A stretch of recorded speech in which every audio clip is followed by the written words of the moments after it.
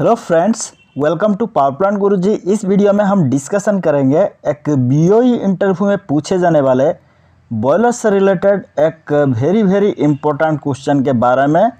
ये क्वेश्चन करीबली हर BOE interview में पूछा जाता है, ओके, क्योंकि ये बहुत इम्पोर्टेंट क्वेश्चन है। तो चलिए क्वेश्चन क्या है उसको ध्यान से सुन लेते हैं। क्वेश्चन है, एक बॉयलर में आरएलए टेस्ट जो किया जाता है उसका मेन पर्पस क्या है। तो इस वीडियो में इस क्वेश्चन का ऊपर हम डिटेल से डिस्कशन करेंगे, तो वीडियो को अंत तक देखिए।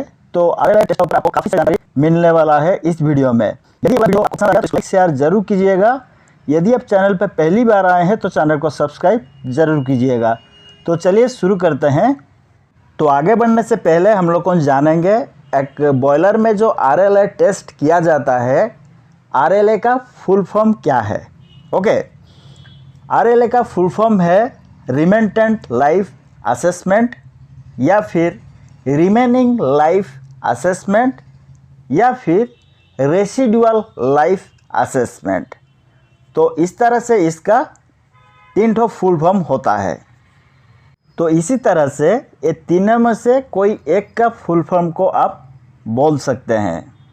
ये जो आरएलए टेस्ट है, ये एक बॉयलर में Indian boiler regulation 1950 regulation 391A के द्वारा किया जाता है। तो एक इंटरव्यूअर भी आपको पूछ सकता है कि एक बॉयलर में RLA test Indian boiler regulation कितने द्वारा किया जाता है, तो आप आसानी से बोल सकते हैं 391A।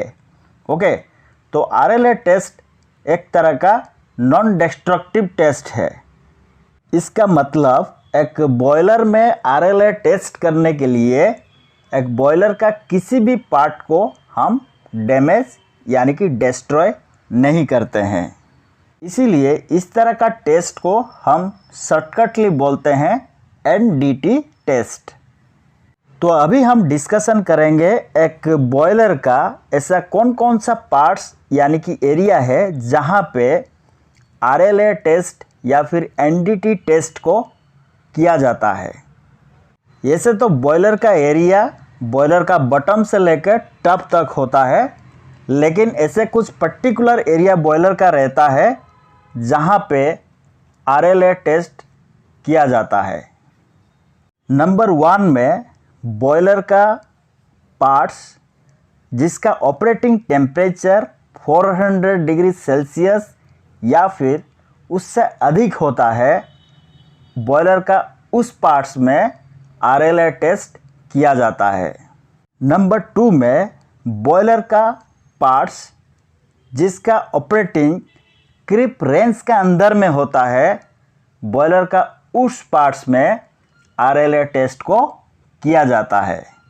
तो आप लोगों को मेरे तरफ से एक टास्क है कि आप लोगों ढूंढिए आपका बॉयलर में कौन सा पार्ट्स 400 डिग्री सेल्सियस या फिर उससे अधिक टेम्परेचर में ऑपरेटिंग होता है। उसके साथ साथ बॉयलर का ऐसा कौन सा पार्ट्स है जो क्रीप रेंज के अंदर में ऑपरेट होता है। आप लोगों ट्राई कीजिए कि किस किस पार्ट्स में आरएलए टेस्ट करना पड़ता है। अगर आप लोगों को नहीं मिलेगा तब जाके मैं आप लोगों का इसका आंसर को बताऊंगा। आप लोगों ट्राई करके देखिए। ये जो आरएलए टेस्ट एक बॉयलर में हम अपने मन के हिसाब से नहीं कर सकते कि जब मन किया तब हम बॉयलर में आरएलए टेस्ट करेंगे। इसका कुछ गाइडलाइंस है, जिस गाइडलाइंस को हम फॉलो करके एक बॉयलर का आरएलए टेस्ट करते हैं। तो उसका ऊपर अभी हम डिस्कशन करेंगे। नंबर 1 में किस बॉयलर का हम आरएलए टेस्ट करेंगे, जो बॉयलर कमीशनिंग से लेके अब तक का रनिंग आवर 1 लाख आवर हुआ होगा।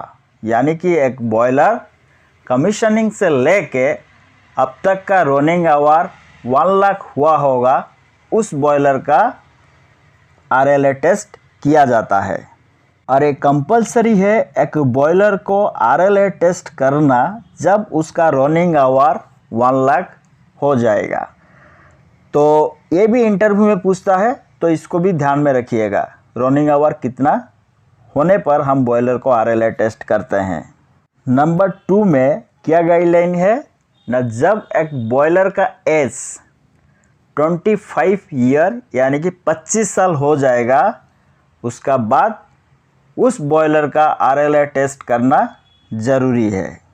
अभी हम लोग को जानेंगे कि एक RLA टेस्ट हो जाने के बाद बॉयलर का लाइफ या एज को कितना दिन तक हम एक्सटेंड कर सकते हैं।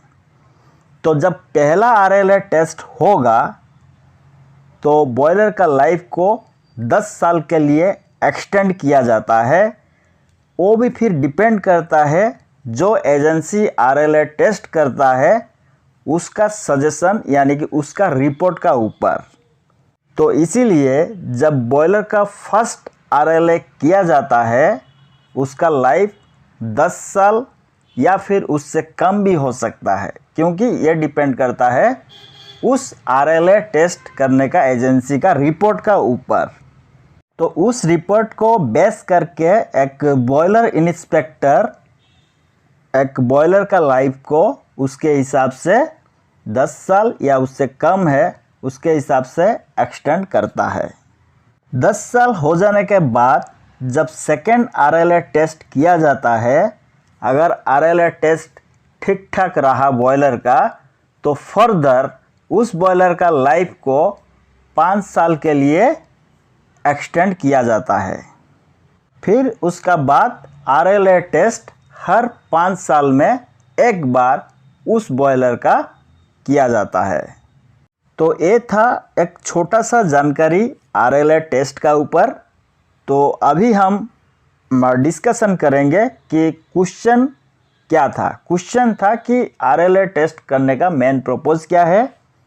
नंबर 1 में एक बॉयलर में RLA टेस्ट करने का मेन पर्पस है जब हम डिसीजन लेते हैं किसी एक बॉयलर का रिपेयरिंग करने के लिए या फिर उस बॉयलर को रिप्लेस करने के लिए, या फिर बॉयलर का जो प्रेशर पार्ट्स है उसका कंडीशन को जानने के लिए, या फिर बॉयलर में जो एरिया है उसमें यदि कुछ प्रॉब्लम है उस एरिया को आइडेंटिफिकेशन करने के लिए, या फिर प्रॉब्लम का रूट कोज एनालिसिस के लिए, या फिर उसका रिमेनिंग लाइफ को एस्टिमेशन करने के लिए।